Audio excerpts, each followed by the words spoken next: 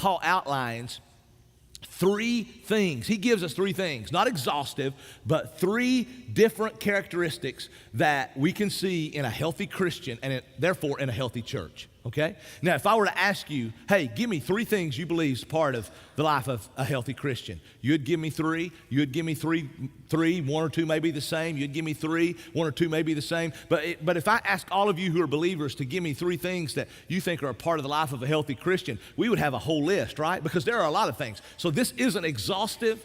This isn't in totality, but he lists three important things that should be, basic things that should be the part of a healthy Christian's life, which therefore should be the part of a healthy church's life. What are they? He says, well, let me encourage you because you're full of goodness. The first thing he says is you're full of goodness. Now, what is goodness? Well, goodness, by the way, is a fruit of the Spirit. Love, joy, peace, patience, kindness, goodness, faithfulness, gentleness, self-control. It's in Galatians, right? It's a fruit of the Spirit, but what is goodness? Man, we could preach an entire sermon on this in every verse, but just for basic purposes, goodness means, man, you're not mean-spirited. You're a delight to be around. Your heart is tuned into the heart of God. You like compassion. You're generous. You like mercy. You're a good person, right?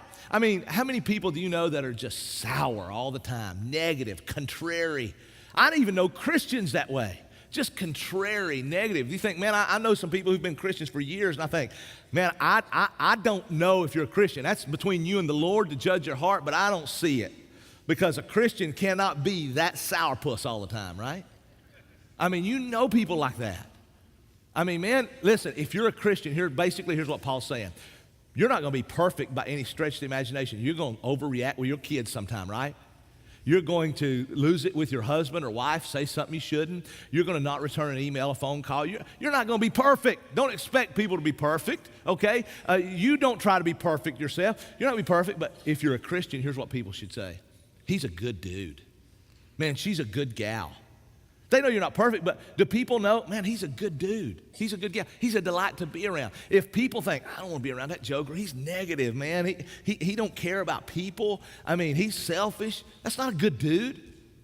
It's a fruit of the Spirit because without the Spirit, we are selfish people who are looking out for ourselves. Are you a good dude?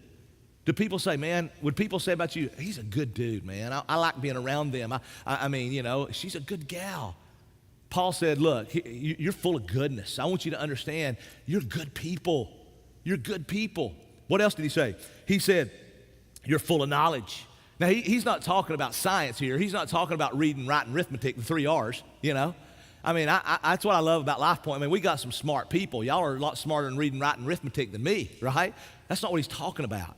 What he's talking about is he's talking about they're full of the knowledge of God. They're full of the Word of God. They knew the Word. You know, you remember the movie A Few Good Men? You can't handle the truth. Paul's saying you can handle the truth. The truth is the Word of God. And Paul's saying you can handle it. You know it. They read it. They studied it. They taught it. They knew the Word. Man, I look out and I know some of you, man, you inspire me with how you know the Word. Some of you know the Word better than I do know the Word. And I love that, right? And man, that's awesome. Some of you are new to your faith and you need to be in the Word, right? Because you need to know the Word. A healthy Christian is a good person because they know the Word, right? Are you knowing the Word? Are you studying the Word? I'm glad you're here on Sunday morning because we learn the Word here. We don't come up and open a book and say, let me give you some life lesson, right? I mean, we don't say, oh, here's a great human interest story. We preach the Word. So you're learning the Word, but what about beyond here? You studying it through the week? You having a devotional time? You reading the Word? Are you in a small group processing it? I hope so. We need more of you. You saw my video last week from Bangkok if you were here. We need more of you in a small group. Man, because why? To process the Word. So what we're going to do is this. Man, if you're in a Sunday morning small class, if you're in a group that meets through the week, Sunday night, great. Stay with it. Go at it. Have fun, man. We want to help you. But we're starting on Easter Sunday, we're starting a brand new series. And we're starting this series, and we're going to talk about the church. We're going to talk about what the church is, and specifically LifePoint and our purpose statement, who we are. Sunday morning is Easter. On Easter, we're beginning with the gospel, obviously, right? But then we're going to talk about what the church is. On this Wednesday night after Easter, I think it's April 19th, we're going to start a lot of small groups right here. We're going to come in at 6:30, and myself or Kyle or somebody, man, we're going to do a little deeper dive with the sermon for 15 minutes, no more than 15 minutes, 10 to 15. I promise, okay? You think, no way you can preach 15 minutes. I'm not going to preach. I'm not going to preach. We're going to hit it for 10, 15 minutes, and then you're going to divide into groups all over. So 4 or 5 groups will be in here. We'll have people out in the hallway. We need people to be in. We want to start 20 new groups. That's our goal, 20 new groups. We need some of you to be leaders. We need some of you to sign up. You need to call Eddie's office, email us, come back and let us know. We want you to be in a group. If you're not connected, this is a great place. We're asking you to do it for 6 weeks, then we'll tell you what from there, okay? So why? Because we want you to be full of the knowledge of God. Full of the knowledge of God. So they were good people, he said. The second thing is they were full of knowledge of God. The third thing, what was? They instructed others. Right? Now, he's not talking about, man, they were CPR instructors. I mean, that'd be great. I mean, man, I hope you know CPR and all that kind of stuff. But what do you mean? They knew the word, but they were also able to instruct others, and they were instructing others in the word. They were encouraging one another from the word. They were admonishing one another from the word. They were small group leaders. They were leading their family. They were teaching the word.